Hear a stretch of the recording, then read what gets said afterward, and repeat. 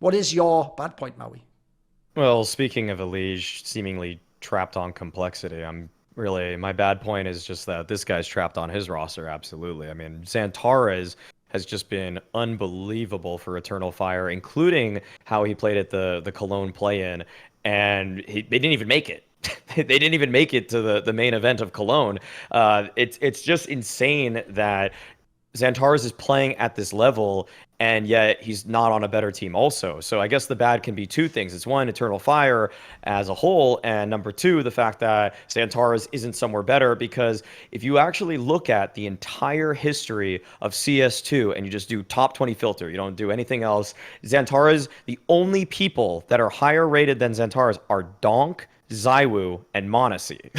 Like even Elige is beneath them, Nico's beneath them, all of these other players that we've praised over the last handful of months, even the whole year, I mean, it's absurd. He's hand delivering rounds to this team. And when I watch Eternal Fire games, practically the way I watch it is just, is Xantares alive? Okay, they can win the round. Is he dead? Their chances are sub 30%. He's that much of a hard carry when I watch them play. And in the Mongol series where he played against them, in the final map, he drops 30 kills, just goes crazy. He has a 1.51 rating in the final map against the Mongols. Second highest kill total in the server, by the way, is at 24 with Techno, who's on the other team, obviously. And second highest on his team is 22 with Calyx, but nobody else is even breaching 20 at that point. And I imagine in the post-game interview when they lost, I mean, he was disappointed. He admitted, he said that the calling for him and his team just wasn't quite there. He knew that he did some disservices to his team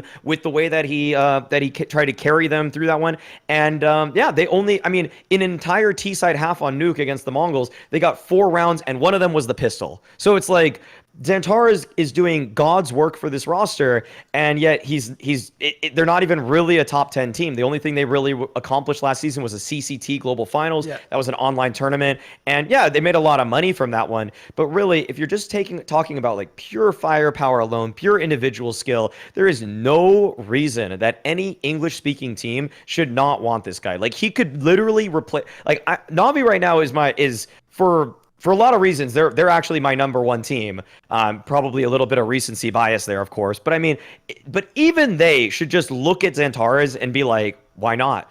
And even Vitality, if they haven't really won a tournament for some time since last December. Why not?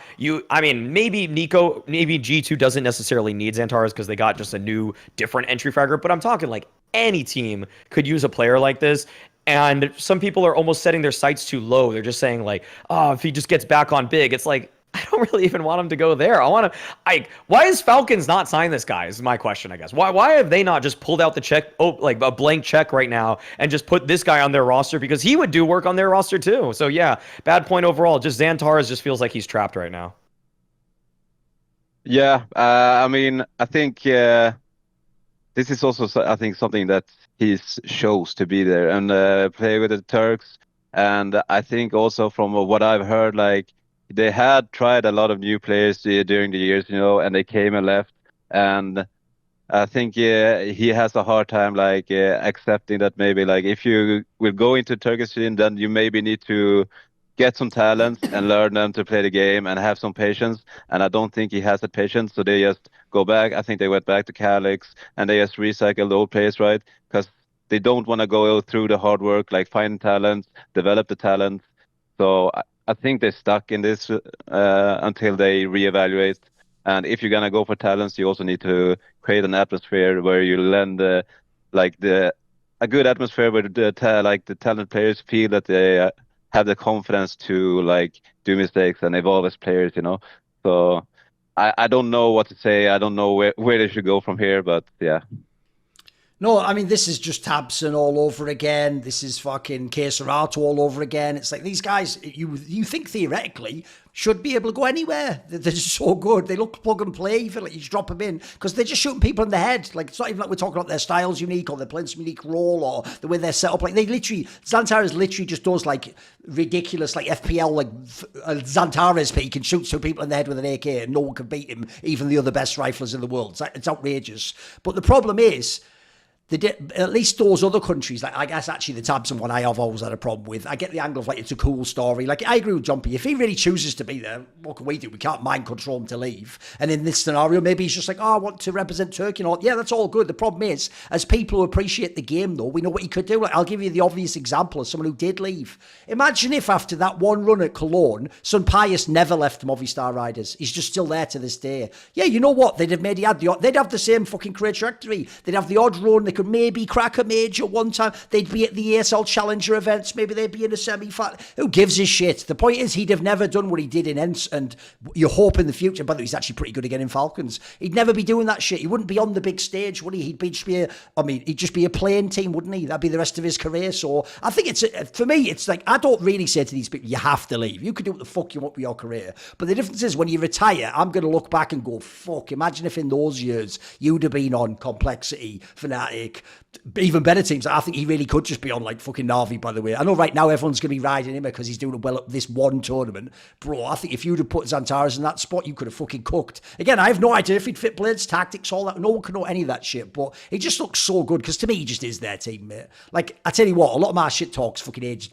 fabulously on that team. I even said it. Now they've got banged out. I had a video planned. I'm going to do that Madja video where I just explain why I just think he's overrated as fuck and he was never a legend of 1.6. He was never a top IGL ever for 1 second in his fucking life. Like the joke is, if he was in an elevator with fucking Cadian, the joke is like Dexter and JT, then there was like 3 at least decent IGLs and fucking Madja there. There you go. I think also to add on this is, and he probably said going down, and they went, no, actually we're going up, but you can get off here. Yeah, go on, just to complete the metaphor. Go on. Yeah.